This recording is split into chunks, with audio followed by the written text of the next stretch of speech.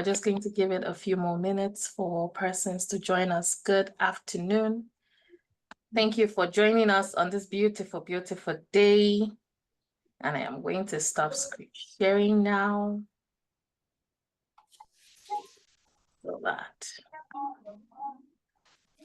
Do you see any message in the chat about Slido?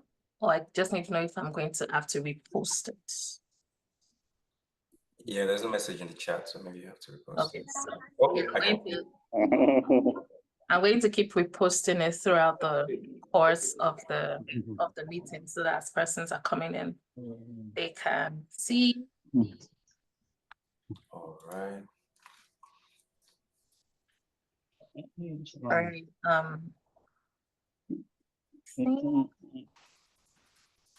Yeah, LinkedIn is like okay. One more minute and then we could get started. Good afternoon, Femi Okosodo. I hope I'm pronouncing your name well. Good afternoon, Banke, Olubanke. How are you doing? Happy that you're here. We're grateful that you're taking time out of your beautiful Saturday to spend a little bit of time learning with us. And yeah, this is our second episode. The first one, the inaugural one last year with Tayo, was a blast. Persons went with a lot of lessons learned. And if you haven't seen that one, when we send out the recap for this one, you will be able to view the first episode as well. But our first episode was literally just helping us to learn how to communicate our values, especially when we're in team settings. And today we're going, we're going deeper, right? We said the title of this is communicating your value. But what exactly is value? Like that thing, the word value means different things to different people. And we want to make sure that as it relates to a career, value literally means the same thing across board. And now we want to understand better what that is. And with me today, I have what's the word like I used to describe it with? The delectable Mr. Adebayo, who has only spent, 5 short years. Well, 5 is not short, but compared to some persons, 5 is short. And his career trajectory is something that, for me, I look up to. Like, this is big. In 5 years to have accomplished all that he has accomplished thus far in this land. Most of us are immigrants. And he'll be here today to flesh out the word value. As you're communicating your value, do you actually understand what value means? And then when you're actually delivering value, do you know what that looks like? So hopefully by the end of this session today, we all have a better understanding, better clarity as to what the word value means, especially as it relates to our careers. And hopefully with action items that we can take into our roles starting, on Monday, and then we start to see changes. Without further ado, I will let the man himself, Mr. Adebayo, to introduce himself to us. Bayo, the floor is yours. All right, thank you, Avisala. So as she mentioned, even though she kind of exaggerated some things, my name is Adebayo, simple Bayo. I've been here for 5 years, and I've experienced quite a reasonable amount of growth in the industry. And when I mean exaggerate, I don't mean that she said anything wrong, but pretty much from me is just, again, I'm just like every other person looking to strive ahead to get further down the road in terms of career and every other area. So I came to, just a brief introduction about myself. I came to Canada in 2019. That's where you know if my math is good or not. It's 5 years. I can't forget. I know. I came to Canada November 2019, and see, it's not even 5 years yet. You see? Yeah, it's actually it is 5 years. But yeah. Oh yeah, it's almost 5 years actually. So I came in November 2019, and it has been a crazy experience. There's been good, there's been bad. Same with everyone. When I came in, it felt like, you know how you come into Canada and they always say Canada is a leveler.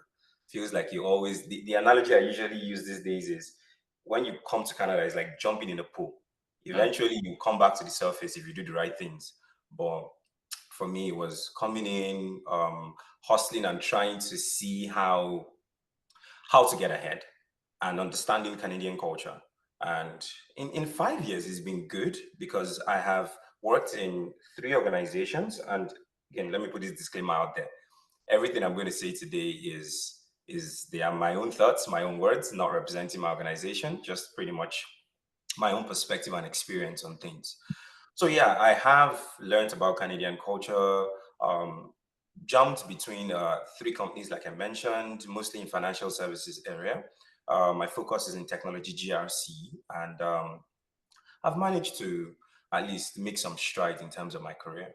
And I currently work at Hoop as the Director of Technology GRC. And it's my focus is technology risk, governance, and compliance. My career, I started mostly in the technical part of IT, the whole configuring routers and whatnot, the core IT part. I eventually moved to IT audit, worked in professional services, the PwCs, and then eventually went to financial services company, Canada Life, and then ended up at Hoop, where I currently occupy the role of Director IT GRC. So that's pretty much me in a nutshell. That's short form bio. But in the next 1 hour, we're going to hear about the long form bio, as it's going to literally. I wish I could have invited you guys to our pre-meeting sessions so that you will hear the things that I've heard. A few housekeeping rules. First things first is this is being I recorded. can't see you. I don't know if it's just me. Can you hear me? I can hear you clearly, but I just can't see you. I don't know if it's just me though. Oh. Just curious. Yeah. Like it's just showing blank. Hmm. If anyone else is experiencing the same, please let me know that I'm. Oh, you can see both of yeah. us. So right now the spotlight is on the two of us. Maybe that's why. Maybe that's why I'm blank to you. It's just me. Okay. Yeah. No worries. So a few housekeeping rules to protect person's animosity. We want to make sure that you're comfortable in asking your questions. So I'll keep throughout the course of the meeting, I'll keep reposting the Slido link. If you have any questions, just click on that link and ask your questions, and I will see them and I'll ask. And that way you're anonymous and we can answer your questions as best as possible. In the event that we cannot, then we'll take the questions back and I will respond to those questions on my LinkedIn page. So if you're not following me yet, or you're not following Bio yet, now will be a good time to do that, or after this meeting. Okay, let's get to it. Mr. Bio, what is value? As it relates to our career, now we all have different values. We have religious beliefs, how to raise kids, how to live your life. Or we all have values, but as it relates to our career, because that's the focus of today's meeting, what exactly is value?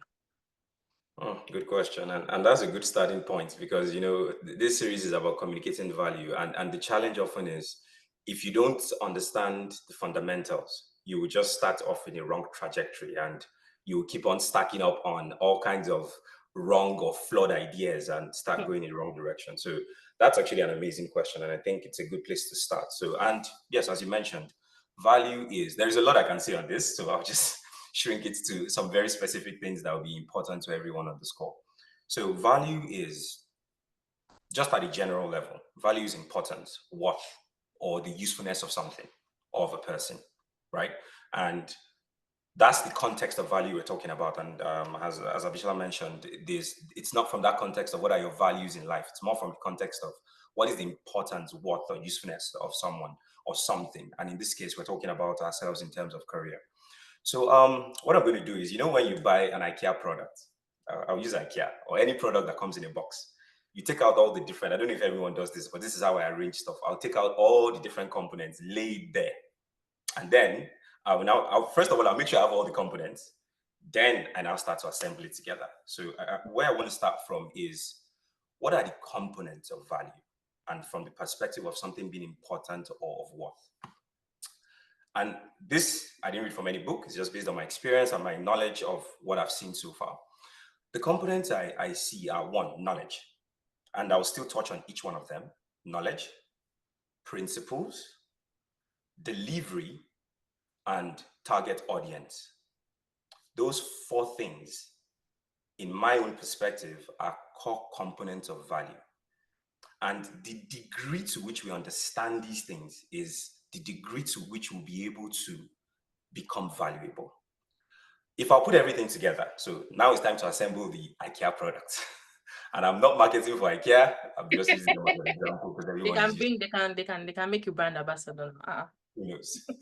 So if I put it together as a definition, I would say in this context, value is leveraging on knowledge obtained while operating the relevant principles to deliver results to a target audience. I can say it again. Leveraging on knowledge obtained. And again, I put this together, like I said, you probably won't see it anywhere. It's just my own thoughts. Leveraging on knowledge obtained while operating the relevant principles to deliver value to a target audience. Now, let me just quickly do a speed run through each of those components to get you to understand why I'm coming from this perspective.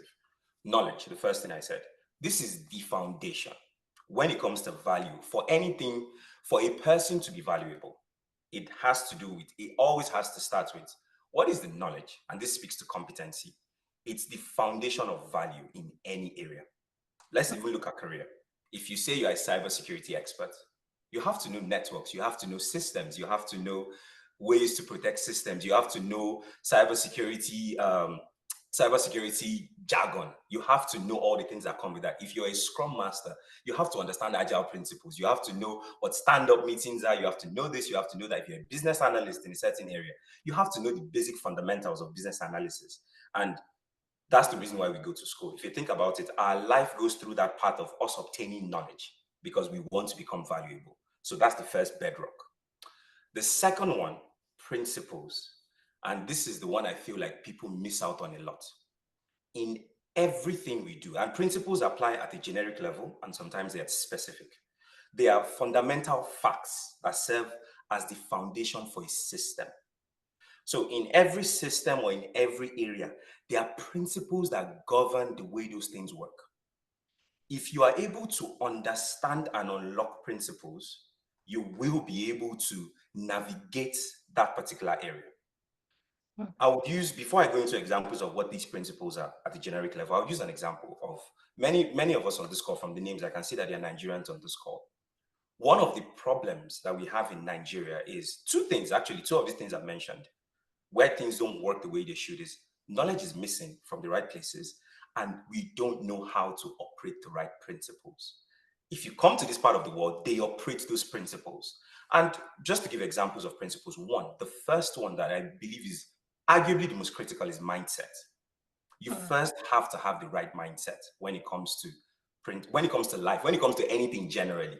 Your mindset determines what you can or cannot get.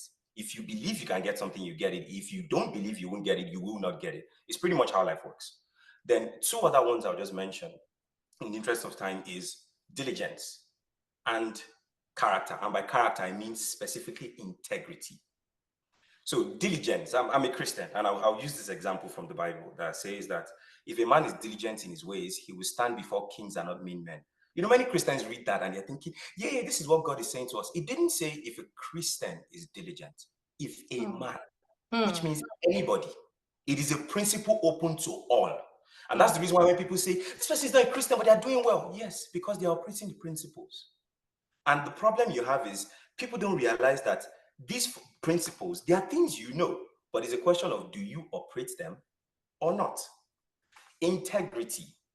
This is one critical piece that is missing. If you look at this society, and again, this is not me in any way talking bad about Africa, but if you think about one component that you think is missing, you come to this part of the world and you see things like you are getting into a train station, there is nothing stopping you from going in. You are supposed to just tap by yourself on one side because they expect integrity.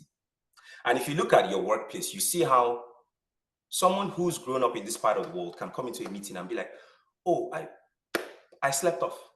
I woke up late. But a typical Nigerian is afraid and say, you're thinking of an excuse. You almost even want to lie because you are afraid. These are principles that actually make things work. And I'm just highlighting this for us to realize that what I'm saying is not, and again, I know we're talking about career, but this actually also applies to business, applies to anything in life. If you can understand the fundamentals of something, you operate it better than almost anyone. And there is something I thought of, and one day I'll probably put this diagram together. I believe there is a value pyramid when you think of people. There is a pyramid in terms of, if you think of how a pyramid is structured and the amount of value a person has, everybody sits somewhere on the value pyramid. It's either you're at the top or you're at the bottom. At the bottom, that's where, all right.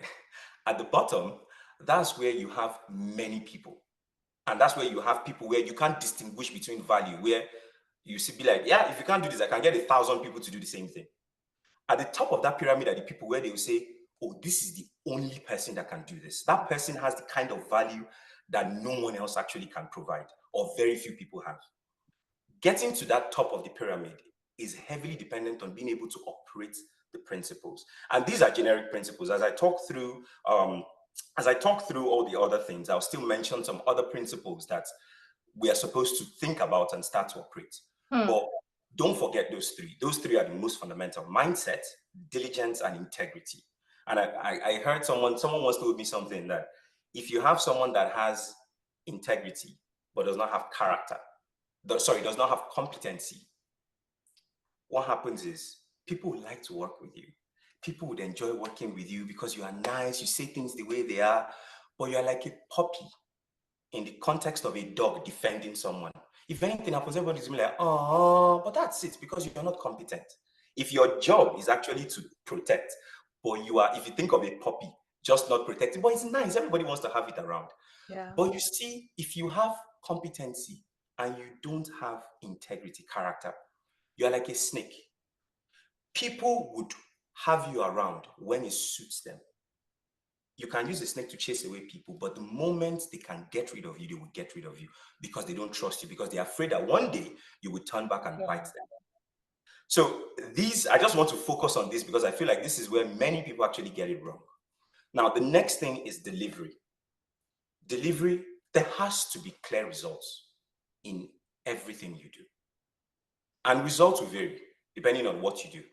If you're in business, you sell a product. That product the person is getting is the value they are getting, and that's what they're paying money for.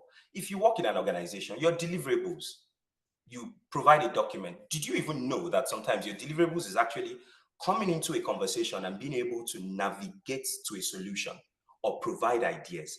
That is you delivering something. It is almost, it won't always be tangible, but it will always be recognizable. So there has to be something being delivered when it comes to value.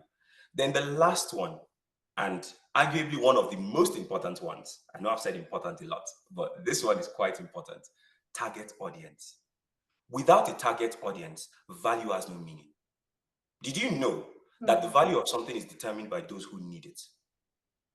You can't just say, if you think about it, if I bring up something and I say somebody should buy something, well, if I don't need it, why would I buy it? If I'm actually paying money for it, that means I understand the value, I need that thing, and I'm exchanging something for that particular value. So if in every situation when it comes to delivering value, if you don't know your target audience, you're going to be wasting your time. Because it's almost like this exact call. Let me use this call as an example. Think about it. On this call, I'm actually talking about value. I'm talking about stuff. The folks on this call want to listen to this because you think there is some value you're going to get from this. You are my target audience. But if I stood in the middle of a mall and I started talking, there are different components of value. No matter how beautiful what I say is, people are going to walk by and be like, okay, this guy is probably crazy. Why? Because there is no target audience. So target audience is the last component of it. And it is something that you have to always identify every time you're thinking of value. I'll pause there. Sure, people are seeing what I'm saying, that Mr. Bayo is about to take us on a journey. I am in awe of your definition of value. And you now saying that you actually coined that definition. I feel like for you, have you considered teaching? I think you need. Yeah, at some point in my career, definitely. Yes, you need to start thinking about that. But before we go long, there's a question. Is anyone having trouble with Slido? Because this person actually said that they're not able to work on Slido, but just give me a heads up if you're having trouble with Slido. Tosin, can you please mute yourself? And sorry.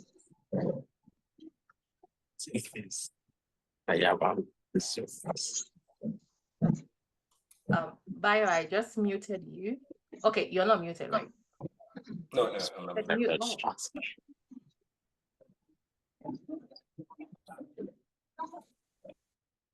Yes, and I am going to. Can you unmute yourself now, Bayo? Awesome. Yep. Okay, there's a quick question here.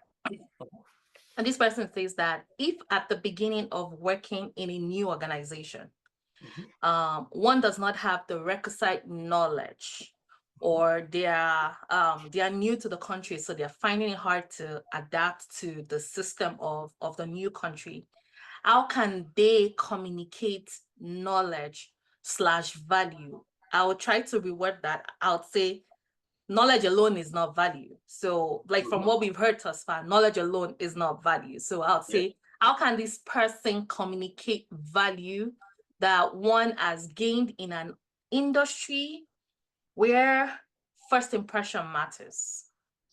Okay. I feel like I need to reword this question. Okay. But well, the gist is this person is new. They are not just new to the organization, they're new to their country. So I'll put you to 5 years ago when you got into Canada, your first role, and you're thinking about, how do I begin to communicate value? Now, the part that you might not be able to relate with is the fact that you came in, and I think you came into a role that you were familiar with, but not everybody comes into new roles in Canada or in a new country where they are like overly familiar with, but they're open to learn. Now, how do you communicate your value while still being aware that you're missing that knowledge piece as you go along in that new role? That's how I would reward that. Okay, no, thanks. That's actually, thank you for rewarding it. That's really good. So first of all, you can't communicate what you don't know. So you first have to determine your own value. So let me tell you what I mean by that. Determining your own value means, you know how, let me use an example of gold. If I give you gold and you want to sell it, you want to make money, what's the first thing you would do? You probably say, okay, there has to be a unit of measurements to know how much gold I have. So you probably start with, what's the weight of the gold?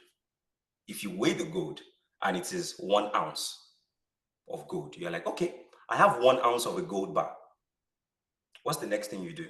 How much can I get for this particular gold bar? When you check that amount, you now say, oh, this is how much I can get. Now, let me relate that back to this particular question. Determining your value actually starts with, you have to first do self-evaluation. Where do I sit? What exactly is this? Weigh yourself. What do I have? What degrees do I have? What certifications do I have? What are the different things that I need? After you've now done that, the next thing you do is benchmark. You now go to a place like LinkedIn. Start to check the people that have the kind of job you want. What do they have?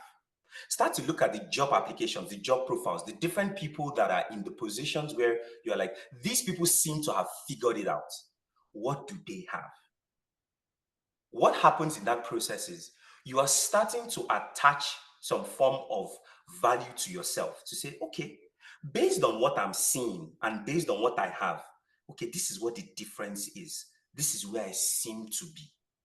Now, that is not completely complete. The other thing we now need to add is you now actually need to be able to obtain information from other people, kind of like feedback. This is the same thing you even do in an organization. If you want to know what your actual value is or if you're delivering value, what you would do is you have to first ask yourself, what are the things I have? What are the things that are needed?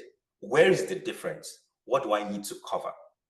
After you've identified all of that, and you now know where you completely complete. Okay. What?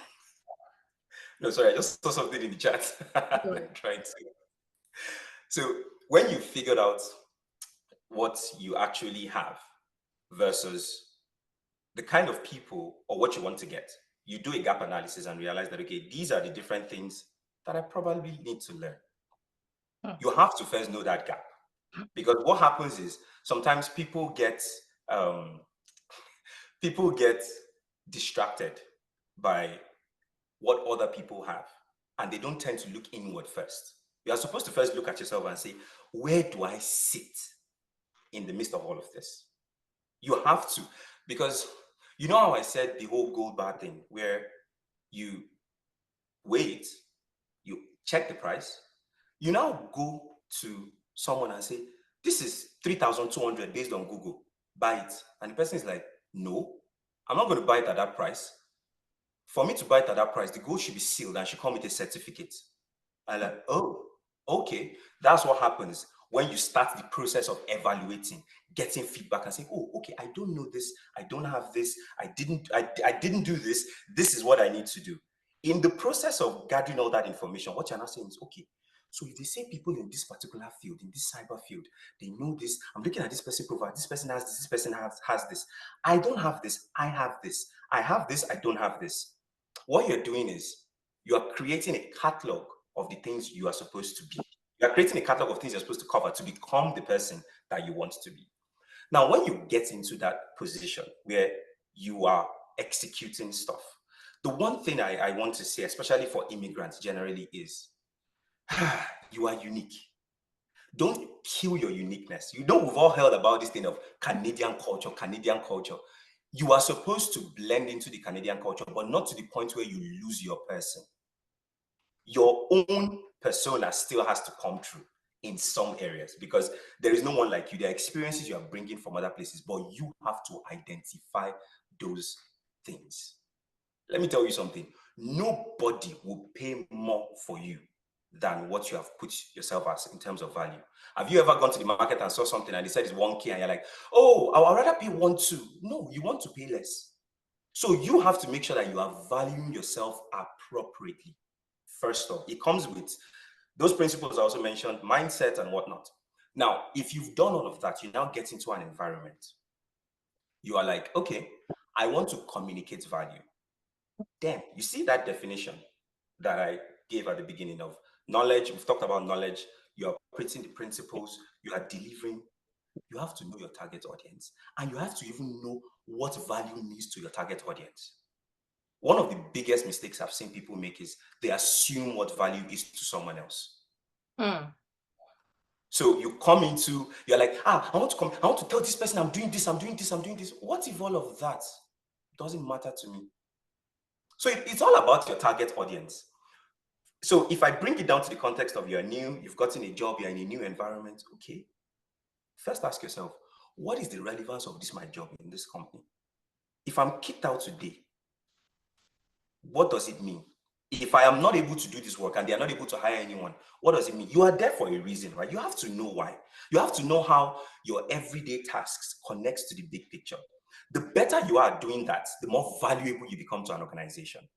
First, you have to know that. Second, you have to ask yourself a question. What makes me different from other people? What is that thing that I bring to this particular organization that other people can't bring? You remember what I said about the value pyramid? You go up based on how unique you are. So if you're not able to identify your own unique elements, and I'll give you an example. You know how Canadian culture is, where people are not direct. One of the first things I learned, oh yeah, they're not direct. They won't tell you the way it is. No. I'm sitting in a meeting where they will talk about someone like this person isn't doing so well, this person is struggling. And by the time they're giving the feedback, you're really doing a lot. Again, I think they are mostly immigrants on this course, so you understand what I'm trying to say. And It's the truth. It's the truth in that. Yeah. As a typical Nigerian, we are used to somebody saying, sorry, this thing you're doing is not making sense. It's not working out. You take it for what it is, right? But I realized something when I came in, that there are some Nigerians that are doing really well in Canada. And I noticed that one thing that was unique about them was they had a perfect blend of their Nigerianness in the Canadian culture. So they still come in their direct, they say things, but they don't say it in a naturally mean way that many Nigerians would have said it. Yeah. So everybody appreciates their candor. They're like, we feel like with you, what we see is what we get. You just say stuff, and that's what I started to own. I started to learn that thing. I started to polish it. When I see it's a bit too rash, I try to tone it down. When I see it's being a bit too Canadian, I try to bring it up a little to be more direct. What happened? I ended up in a position where they're like, oh, this is the kind of person you need when you want to go into a conversation with people that are confused. They will call things for what it is, and that by itself gives you a certain kind of value that very few people can actually attain. So you have to identify what is unique to you. You need to do a gap analysis and know what knowledge you need to get. You need to benchmark yourself, and you need to understand your target audience. I hope that has helped. Yeah, and then to just add quickly to what Bayo said, I am going to give a quick example of my very first role in Canada. And I'd say, like, for most persons, I've been here for a bit, but my very first project, to give clarity, I'm from a chemical engineering background, but my very first role in Canada was more industrial engineering related-ish. And as God will have it, my very first project as well was industrial engineering. So I needed to be able to use AutoCAD for this project. I had 3 months to tidy up this project. So think about the knowledge gap, because from a chemical engineering background, the tools that we were used to is ICES. We build refineries. That's what we do. We don't build logistics facility, but that's what I had to do. So first things first is, as Bayo said, persons like to be direct in Canada. So if you're in a position where you have a knowledge gap, be sincere with yourself and honestly be sincere with your manager. I know that I need to deliver on this project. I have this knowledge gap. That's the part where you take benchmark and you're like, I am missing this. And then you're able to negotiate. In my own case, I negotiated with my manager. I told her, give me 2 weeks. I'll get caught up on AutoCAD and I'll deliver this project.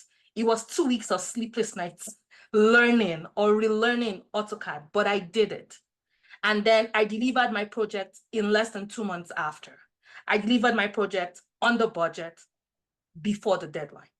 But that's the part where you kind of like need to hone. This is what I'm missing. And you're willing to do that, to make that sacrifice, to bridge that knowledge gap in delivering the value that you're supposed to be delivering. But as you walk through that process, the system here, your managers, 9 out of 10 times appreciate your integrity in coming to say that I am missing this knowledge, but these are the steps that I'm going to take to bridge that knowledge gap. And I will make sure. And then that way, when you come asking questions, your doors are open because they know that you're willing to learn. So that's that balance there, right? Except, of course, well, let's hope it's not something that you like that you could do on your resume. And then that's a different conversation. But And honestly, Visual, I like how that example you gave just demonstrated what I was saying in terms of principles. You had the mindset of, I could do this, first off. Then you had the diligence to actually stick to it, spend hours trying to learn it. You exhibited integrity by actually coming forward to say, this is where I stand. But flip that to someone who is like, oh my God, I'm confused. I'm not even sure if I can really do this thing. You are not really spending time to learn it, and you've already lied that you can do it. That ends up in disaster. that's when a disaster. And I'll use the example of coming into Canada and jumping into a pool. The first time someone told me when I was learning how to swim, jump into a pool 12 feet deep, that if you just go all the way down and touch the ground, you come back up.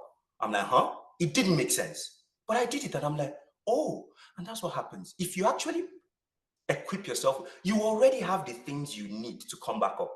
But do you know what happens when you jump into a pool and you don't get to the bottom and you start struggling to come back up? You will continue struggling and you probably drown.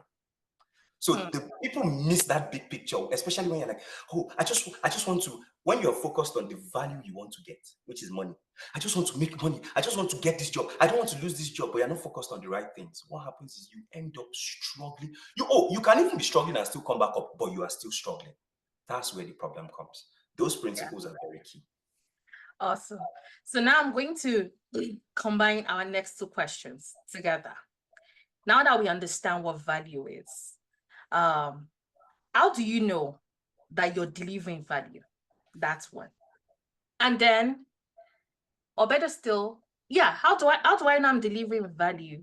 And then how do I let the people that matter know the value I'm delivering? So how do I showcase it? How do I encode loud myself? Because that's the system. That's like the where we come from, where it's your work that speaks for you. No, your work and your loudness is what speaks for you in the Canadian system, not just your work. So how do I know I'm delivering value? And then how am I making sure that the right people are seeing the value that I'm delivering, or at least I'm showcasing this value properly, such that they're seeing me now and they're saying this person is invaluable to our team. This person is invaluable to us.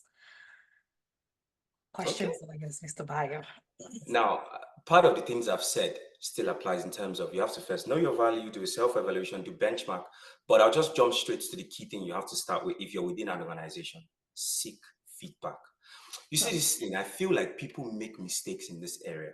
And let me tell you what I mean. Never ever wait for the formal feedback process in your company, the mid-year and half-year, mid-year and year-end feedback.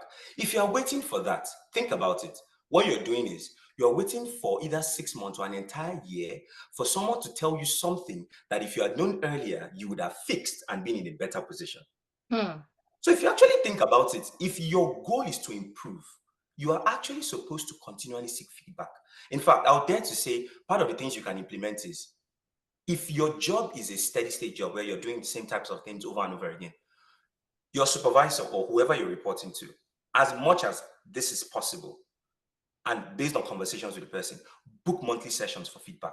And let me tell you something about seeking feedback. Don't say, I would like to know, use the word feedback. Like, I want to actually get feedback from you. The moment you use that word, it triggers something in people to say, okay, this person really wants to know something. And there is, again, when I got my new role, my boss, I told her something. I said, there is a way I work. And I just want to be very transparent. I do not like getting feedback at the end of stuff. As much as possible, we have our one-on-ones. If there is anything, send it to me as Nigerians would say, as it is hot. Because I'm like, I need to know what it is. I need to know how you feel about something. But also, be very careful. I say this to even people that I work with on my team. There is a difference between feedback and ranting. Let me tell you the key difference. The key difference is in feedback, you will be told the specific situations where you didn't do your best or where you could have improved. You will be told exactly how to improve, at least giving a sense of it. And then you will now figure out how you can now make that really work. If you cannot get two basic things, what you did wrong and what you can do better, it's not a feedback session, it's ranting. And I say this to people I work with that if you see me ranting, call me out for it. If you finish a conversation where I'm like, you didn't do this, you didn't do that, you didn't do this happened. Okay, what does that mean to you at the end of the day? You shouldn't walk out of that conversation thinking, okay, I messed up. You messed up, then what? The goal is for you to, and I like the comment, constructive. How you actually construct something is to have a goal in mind and work towards that goal. So you be proactive by booking feedback sessions. If you're working in a project-based environment, follow the same structure. Always ask for feedback per project.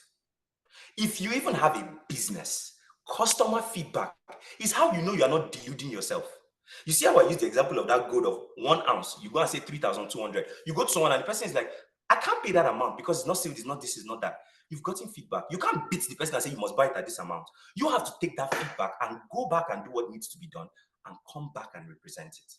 And that's why one thing I now want to highlight is when you get feedback, look at where you've evaluated yourself. Compare it to the feedback you've gotten. That's how you develop, that is how you define your performance development goals. Why I'm calling out that is people will go all out to just think, I need to do this certification. How do you know that's what you need to do next? If you have not even been able to realize the gap between what is expected of you and where you think you are, that gap is what you want to bridge. So that should be the foundation for you coming up with personal development goals. Not you saying, oh, this is the latest certification that everyone has. I need to get this. Then sometimes for some people, it's soft skills they need to learn, but they're more focused on technical stuff and they continue to be deficient. So that is one critical thing that we need to put in mind. And one thing I just want to mention in all of this, especially us that are immigrants, of course, we want to make money. Many people focus on money, but you know the funniest part, there is a bigger perspective to this. Money is only a means to exchange value. If you understand value, you understand money. You see some people trying to figure out how to make money. But whereas, if you think of it from the perspective of, what if I get to the point of that value pyramid that no one can actually resist me? I will get what I need because very few people can do what I do. So if you spend time developing yourself to get to that point, you are the one that will call your price. You've heard those people that will be like, this is what I want. And that's what they will get because they've added value to themselves. And one thing I want to add, and this is another principle, don't run from challenges.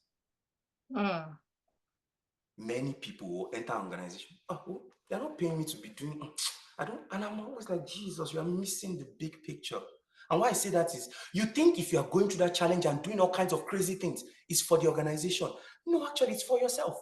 If 3 people came into an interview and they asked the same 3 people one question, tell me about a challenging situation and how you solved it. The person with the craziest challenge that played the biggest part is most likely going to get the job. Because what have I learned from that? You are someone that is capable. But the others that are saying the generic things that I can hear from different people, what's the difference?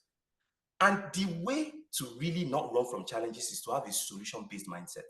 Some people hear a challenge, the first thing they're thinking about is just the problem. I don't know if you guys have been in meetings where some people, all they just do is call out the issues. While there are some people that they're just focused on, what if we try this? What if we try this? Solution-based mindset is one of the principles that lets people stand out. Just speaking up on things. Now, one thing I want to add in terms of showcasing value is, and this is now where it goes to diligence, over-prepare. When you are going to any meeting, anything, over-prepare. I learned something recently. I was invited to a top executive meeting and I sat down. And you know how you enter some meetings and you be in awe of all the people that are there. And then,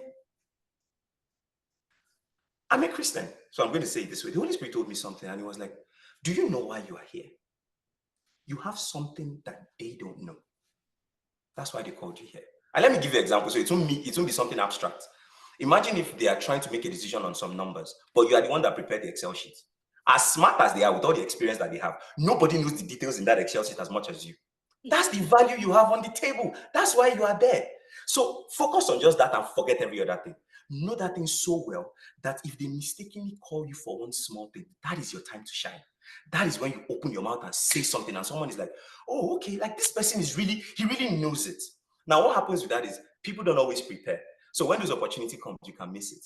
But when you over prepare for anyone, you go for some meetings that they won't call you. But the day they mistakenly call you, people now think it's luck. What has happened is you've always prepared, right?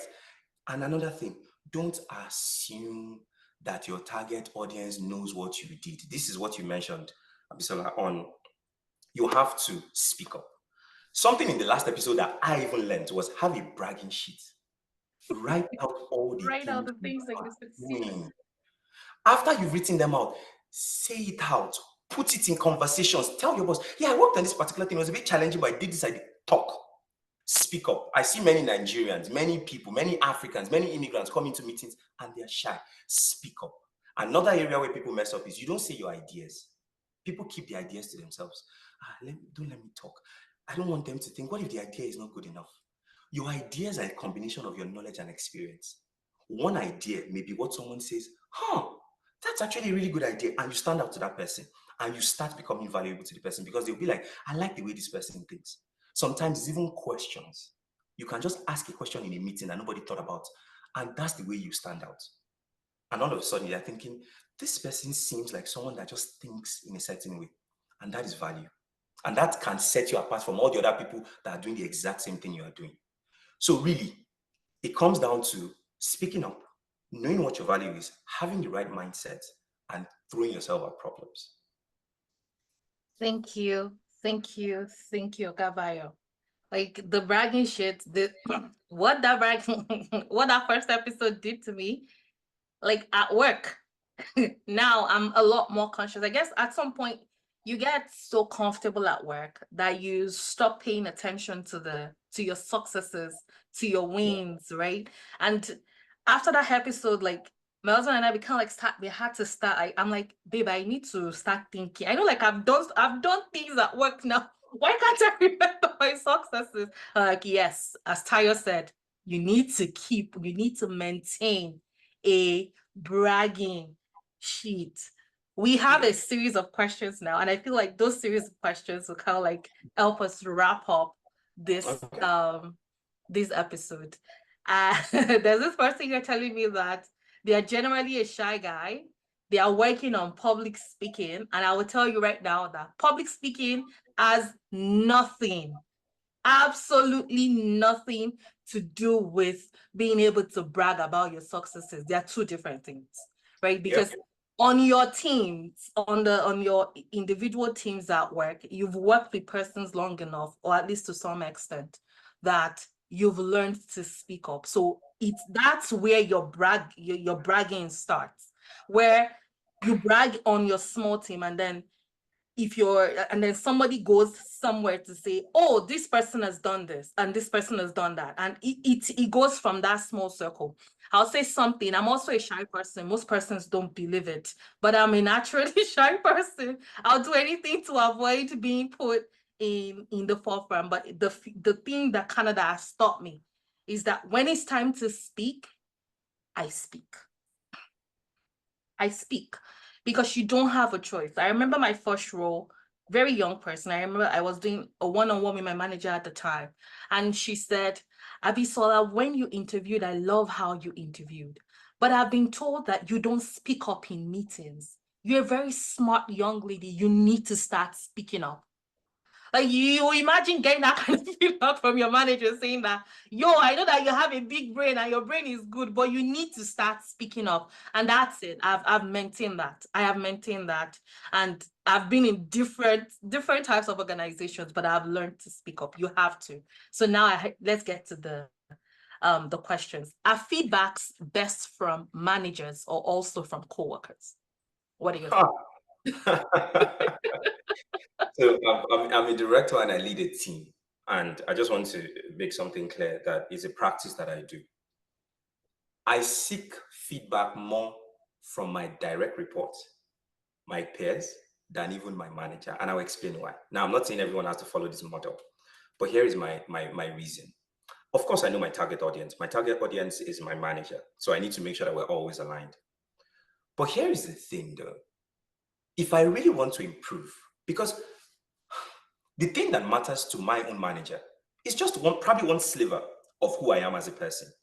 But the other people I work with, they see the other parts of me that make me who I am. So because I have a constant self-improvement mindset, I am always looking for what I can improve. So when I talk to those people, because they talk to me more often than even my own direct boss. Yes. So the people who have most interaction with me would probably be able to give me the most feedback. Now, is it every time the feedback would be crisp or would be something I can action? No. But what if something comes up one day? What if someone just says, I noticed that in meetings, you don't give people the chance to talk, or you don't support people when they say this, you don't do this. You know, not doing that does one thing. Some people, have you noticed how some people are so good at their job, but they are so horrible as people? People don't want to work with them. But because they make money for an organization, the organizations keep them. Do you know what happened? At the stage where they should have learned how to work with people, they never learned. They never took feedback from the people around them. They only focused on upward feedback, on feedback from their boss. Yeah. So if you really want to grow as a person, seek feedback. Don't be shy about it, because you will be shocked what can come out of it. One of it may change your life, and we're always blinded to our own flaws. So there's some things think of how you would always be on your best behavior when you're talking to your boss. But when you're talking to some of your coworkers or some of your peers, they see you more clearly than your boss may see you. So that thing that he can tell you may be what actually helps you really develop that. And remember that you are a sum total of all the different parts of yourself in terms of how you interact sideways, downwards, upwards. And you want to get to the point where you are a well-rounded professional, not a one-hit wonder, which is when they put me on this type of project, I always deliver results. Imagine being able to inspire results. Because there is a difference, and this one is topic for another day. There is a difference between leading people and leading leaders. When you are leading people, you can be directive, you can be instructive. When you are leading leaders, you inspire. If you ever want to get to that point, because my boss said something, and let me just quickly say this that stuck with me. She said, hire people that are better than you. And I'm like, huh? She's like, yeah. Because if you do, your leadership is not about you being the best at something. It's you having the unique qualities to lead. If you can lead them right, you will sleep like this and people will be working for you.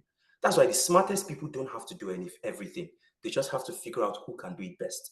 Get them on in a room and get it done. That's literally how it is. I like that. Hire people that are smarter than you. It's one of the downside. Like I've been in interviews where I know the only reason why I wasn't hired was because I have like a higher level of education than wherever the hiring manager is.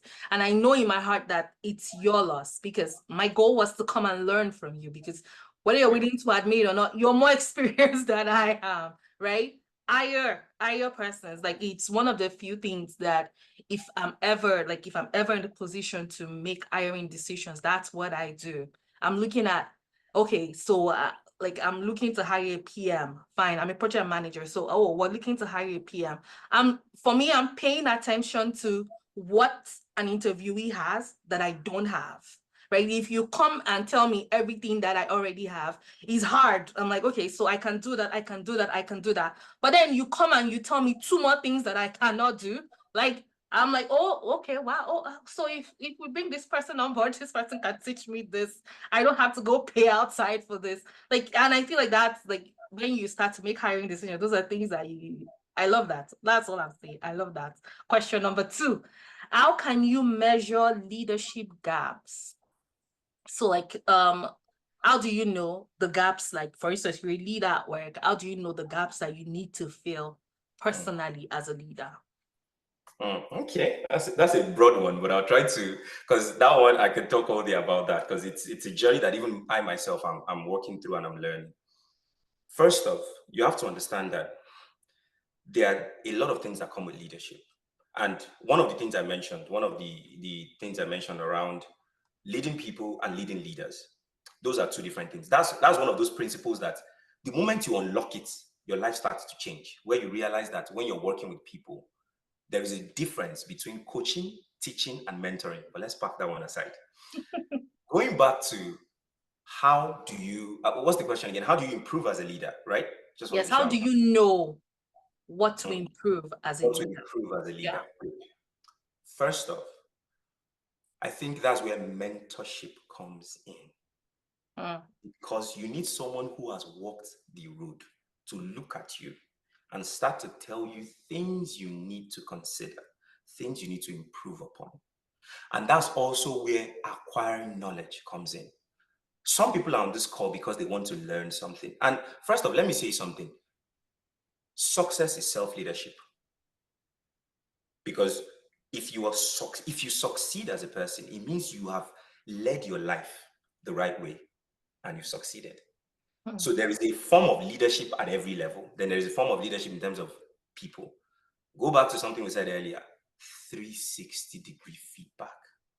If you want to be a leader, you don't want to be good up, bad down, and horrible sideways.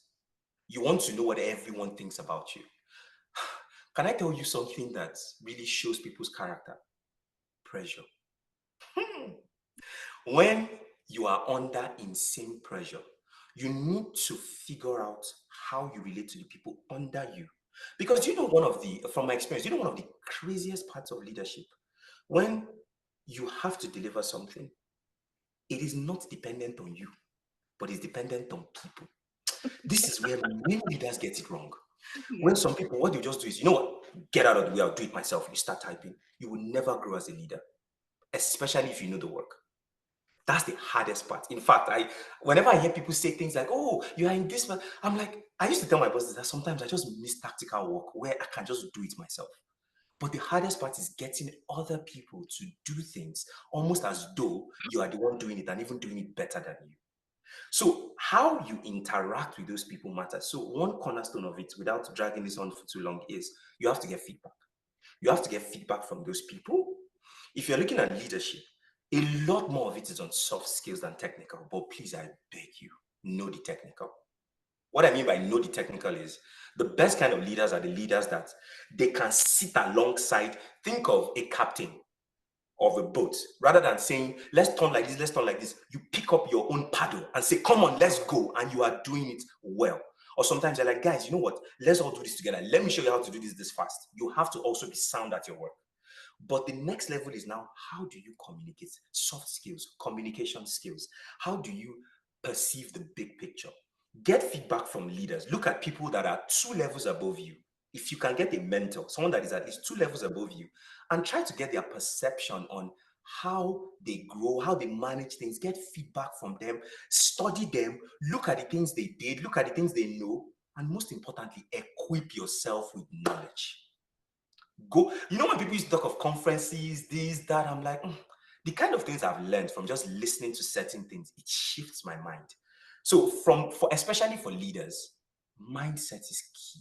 That is one critical thing for leaders, but I'll stop there. Yeah, I like that. Equip yourself with knowledge. I'm also like that. I'm like, conference, what are they saying there? Please leave me. Leave me. Now I'm now the person that is registering for PMI conference ahead. Like I'm early bird. Like we need to learn, we need to grow. Let's do this. For question 3, the person asked, and I'll answer this one. How can someone improve on his uniqueness within the team? I will send you back to our inaugural session because Tayo persisted. Like she tore it apart. Like I cannot, there's no point for me to even try to even answer this. That 1 hour session, Tayo did a great job at literally like, and that's something that Tayo is passionate about, and she fleshed it out properly, just helping you to bring your unique self, where your unique self does shine, even though you're working on a team and you're carrying your team along, but everybody knows that you are a star. That episode would be one for you to go back to listen to. And then the final question is, so you were talking about being over prepared for meetings, for all of those kind of things, and this person is asking, what if the meeting is impromptu? Right? Especially on meetings where you now have the opportunity to shine. But what if those meetings are impromptu? Good question. So that's where, you know, they always say that the best time to prepare for war is during time of peace. All the things you do when you are not on the spotlight is what lets you shine in the spotlight. What I mean by that is, if you say, oh, impromptu, what if I'm not prepared? There are situations where you won't really know about something, and you can always be honest. Yeah, this is still relatively new. I still need to. I was dragged into a meeting recently, and my first response was, I need time to digest this and get back to you. That's where your integrity comes in. But if diligence has always been running, and it is your job, it is what you do on a daily. You don't wait for someone to call you into a meeting or for a meeting to book to say, oh, I need to, for a meeting to be booked for you to say, I need to know about this thing. If it is your work, like, own your work. Own your work, that if they wake you up and slap you, you will still provide the right answers. So, and that's why I mean over prepare. Over prepare, almost assume that one day someone is going to ask me anything. Like, let it be that when they call you, something that you own that is in your area, you would be the best person to say the best about it. Just having in mind that one day, you know what, I could get into an impromptu meeting and someone is asking me for this. That's how you now, that's why they'll say that some people are lucky. But what happens is some people have been prepared and the opportunity just randomly shows up. And then all of a sudden they just say something and they seem smart. But you were not there when they spent hours upon hours looking at the same Excel sheet, trying to understand it, even though no one was asking, just because they wanted to know it well. But you see many people doing the bare minimum. And that's where people that do bare minimum and people that go above board, that's where the difference always shows in the impromptu things. Like, I really, really like that. Own your work. Like, I don't think there's a better way to put that, is own your work. Like, you should own your work to the point that when persons have questions, they come to you. Even though they can go to 10 other people, they know that if they come to you, they would get a response faster than 10 other people because you own your work. Like my boss would always say, he can't wrap his head around how I know all of my like you can't wake me up and mention the name of a client and I'll tell you everything about that client and what I perceive might go wrong. Well, or like literally, I'll literally tell you everything. And even during project meetings, you'll just be like, is Abiso here? If she's not here, I don't think we should have this meeting. And it's true. Like there was one day I had to, I had to take my kid to the emergency, and it was also it also clashed. So I kind of told my boss, oh, that I'm at the hospital. I can't talk much, but I'll just type in my responses as I hear because I was still on the call. And then literally persons are waiting for me to finish typing. And at some point I did like, you know what? I'll just talk so that we can move this meeting along. And then I'm just whispering, oh, this client, so this is what the problem is. This is how I'm solving it. Oh, don't worry, I have that. And they're looking at me like, we don't know how you do it, but we're glad you do it. So hone your work. When you're going on vacation, let them miss you. That's the way. Let them miss you.